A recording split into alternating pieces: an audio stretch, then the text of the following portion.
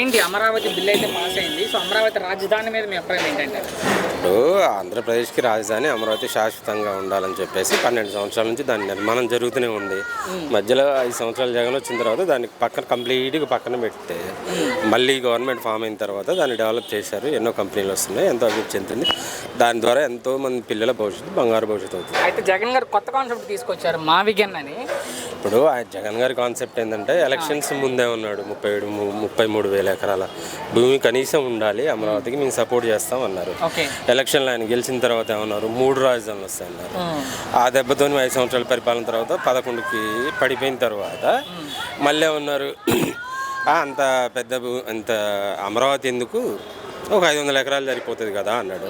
మళ్ళీ ఇప్పుడు వచ్చేసి ఏదో మావిగన్ అని చెప్పేసి ఇట్లా చేస్తాడు. అంటే ఆయన స్టాండ్ అనేది ఎలా ఉంది అని అంటే అమరావతిని నాశనం చేయడానికి మాత్రమే ఉంది, కానీ ఆయన ఇంకా అంతకు మించి అమరావతిని డెవలప్ కానియడు. ఆంధ్రప్రదేశ్ డెవలప్ అవ్వడం జగన్కి ఇష్టం లేదు. మాజీ మంత్రి అంబటి రాంబాబు గారు ప్రెస్ మీట్ పెట్టి మరి అమరావతి నిర్మాణం అయ్యే పని కాదు అసలు అవదని చెప్తున్నారు ఆయన. ఆయనకి ఏం అర్థమవుతుంది అసలు? ఆయనకి అర్థమయ్యేది ఏంటంటే బండబూతులు మాట్లాడడం, డ్యాన్స్లు వేయడం, సంబరాలు రాంబాబు. ఆయనకి అంతకు మించి ఏం అర్థమైంది? పోలవరం గురించి అడిగితే నాకు అర్థం కాదు, ఇంకేదైనా అడిగినా నాకు అర్థం కావట్లేదు. ప్రెస్ మీట్ పెట్టిన ప్రతిసారి ఆయన ఇట్లా ఎందుకు అన్నాడో నాకు అర్థం కావట్లేదు, ఈయన ఇట్లా ఎందుకు అన్నాడో ఆయనకి ఏం అర్థమవుతుంది? ఏదో స్క్రిప్ట్ రాసుకొని వచ్చి చదవటం తప్ప అంతకు మించి ఇంకా వాళ్ళకి ఏం తెలుసు? ఇప్పుడు ఈ ప్రభుత్వం చేస్తున్న పనులలో అసలు ఏంది ఎలా జరుగుతుందనో దాని గురించి ఎవరైనా మాట్లాడతారా? వైఎస్ఆర్సీపీ పార్టీ వాళ్ళ నాయకులు కానీ, మరి మాజీ మంత్రులు కానీ, ఇప్పుడు ప్రజెంట్ ఉన్న ఎమ్మెల్యేలు కానీ ఎవరైనా మాట్లాడతారా? ఏమీ మాట్లాడరు. ఈయన ఇప్పుడు అమరావతి మీద బిల్లు చేద్దామని అనుకున్నప్పుడు మరి ఆ బిల్లు చేస్తుండ్రు అని చెప్పేసి సీక్రెట్గా ఏం చేయలేదు కదా. ఎమ్మెల్యేలు అందరి సమక్షంలోనే కదా అసెంబ్లీలో జరిగింది. మరి అదే జగన్మోహన్ రెడ్డి గారు ఆయన మావిగను ఇట్లాంటి ఏదన్నా ఆలోచన ఉంటే మరి అక్కడికి వచ్చేసి అక్కడ మాట్లాడాలి కదా మిగతా వాళ్ళతోని.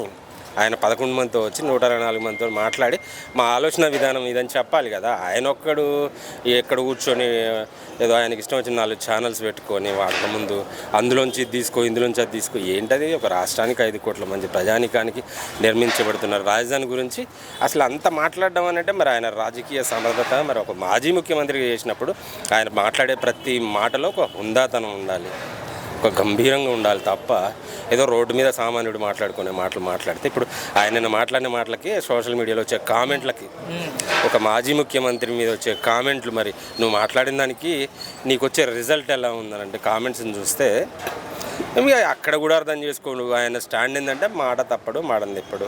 ఏంది అమరావతిని నాశనం చేయాలి. పొరపాటున మళ్ళీ ఆయన గెలిచిండనుకో మొత్తం జేసీబీలు పెట్టి అమరావతిని గట్టి ఒక్క రాత్రిలోనే నాశనం చేస్తాడు. అది జనాలు కనుక ఆయన అర్థం చేసుకుంటే కనుక ఆయన ఇంకా మళ్ళీ ముఖ్యమంత్రి అవ్వడం, కనీసం ఎమ్మెల్యే అవ్వడం కూడా జరగదు. ఎందుకంటే గడిచిన 5 సంవత్సరాలు ఆయన పరిపాలన చూసిన జనం అయ్యో తప్పు చేసామని వాళ్ళ తప్పుని సరి చేసుకున్నారు. కనీసం 65 మంది సరి చేసుకున్నారు. ఇంకా ఆయన అభిమానించే వాళ్ళు 40 మంది ఉన్నారని ఆయన చెప్పుకుంటున్నాడు కదా. ఇప్పుడు ఈ ప్రభుత్వం ఇన్ని రోజులు ఈ 2 సంవత్సరాల ప్రభుత్వం పరిపాలన కాలం ఇంకా రానున్న 3 సంవత్సరాల కాలంలో కూడా ఆ 30-40 మంది కాస్త ఒక 5-6 అయ్యే పరిస్థితికే వస్తుంది తప్ప, అంతేగాని జనాల్ని ఇప్పుడు ఎంతసేపు గొర్రెలాగా చూడడం తప్ప జనాలు ఈ మాట మాట్లాడితే సమర్థిస్తారా అనేది ఒక స్టాండ్ లేని రాజకీయ నాయకుడు ఎప్పుడు రాజకీయాల్లో ముందుకు రాలేడు.